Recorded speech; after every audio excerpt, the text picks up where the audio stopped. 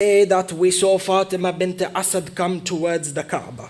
She stood in front of the Kaaba, and then she was in the last stages of her pregnancy. 9 months in that she was awaiting to give birth to Amirul Mu'mineen. In this state of late pregnancy, she faces towards the Kaaba, and then she raises up her hands and she makes a dua. She speaks with Allah subhanahu wa ta'ala. She says, Ya Ilahi, إني مؤمنة بك وبكل ما جاء به من عندك الرسل. She says, Ya Allah, I am a believer in you, and I am a believer in every prophet that you have sent. وأنا مؤمنة بكل كتاب أنزلته, and I am a believer in every book that you have revealed. وأنا مؤمنة بكلام جد إبراهيم الخليل الذي بنى هذا البيت العتيق, and I am a believer in the message of my grandfather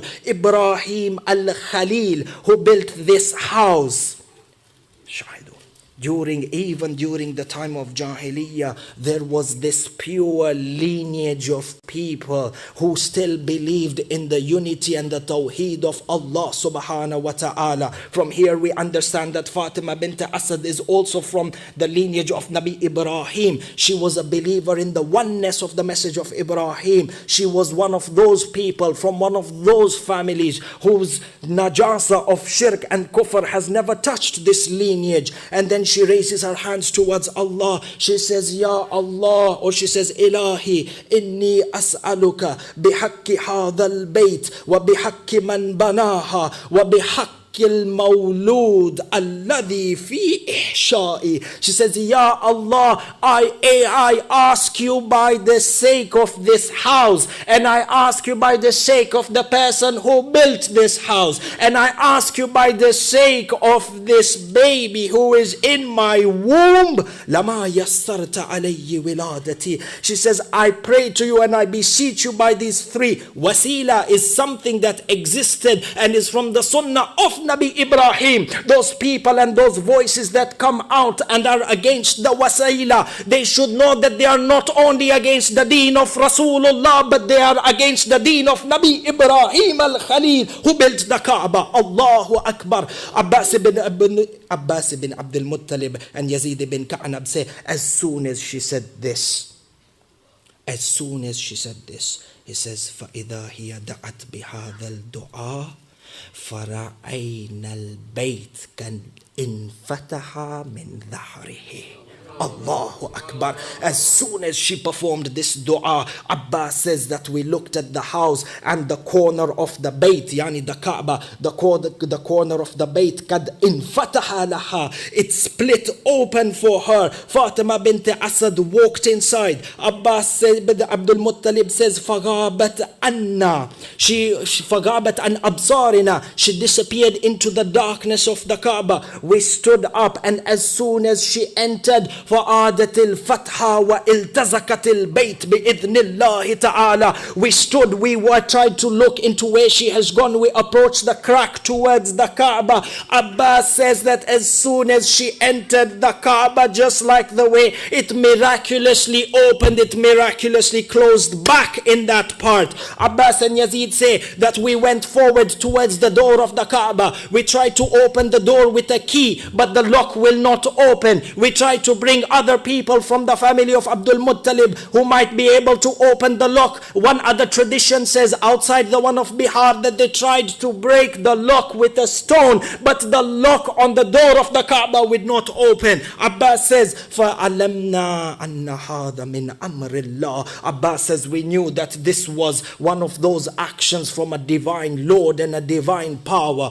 Allahu Akbar. The narration says that the entire Makkah was speaking about this event. How is it that a woman who is pregnant carrying a baby in her womb, how is it that she comes into the Kaaba and the wall miraculously opens for her and closes back? How is it that the door of the Kaaba cannot open and this lock cannot be opened? This incident became the conversation of each and every family in Makkah. You go into the markets, the traders are speaking about how the walls of the Kaaba split open for Fatima bint Asad. You look at the children children are talking what they heard in the house. And the talk in the house is how the Kaaba split open for Fatima bint Asad. For 3 days, the narration says, the people of Makkah surrounded the Kaaba, waiting to see what would happen, waiting to see when Fatima bint Asad would come out, waiting to see how she will come out. Allahu Akbar. The tradition says that on the 3rd day, the same point of the Kaaba where Fatima bint Asad entered, she came back on that 4th day. The Kaaba from the same corner split open. Fatima bint Asad comes out, wa ala yadayha Ali.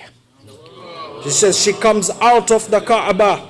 She comes out of the Kaaba and she has a newborn baby in her hand. Allah, the people are looking at her. They are looking. They don't know whether to be mesmerized by which miracle. Should they be mesmerized by the nur that is shining from this newborn infant? A nur that glows from his face and rises up to the heavens. Should you be mesmerized by this? Or should you be mesmerized by the fact that the Kaaba has split open in front of you again and has split back in front of you again, as in joined back together? The people are stunned, the people are astounded, and at this point Fatima bint Asad alayha salam stands. She is standing, she is holding Amir al-Mu'mineen. She says, Ayyuhan nas. She is now addressing the people who are absolutely dumbfounded and don't know what to make of this situation.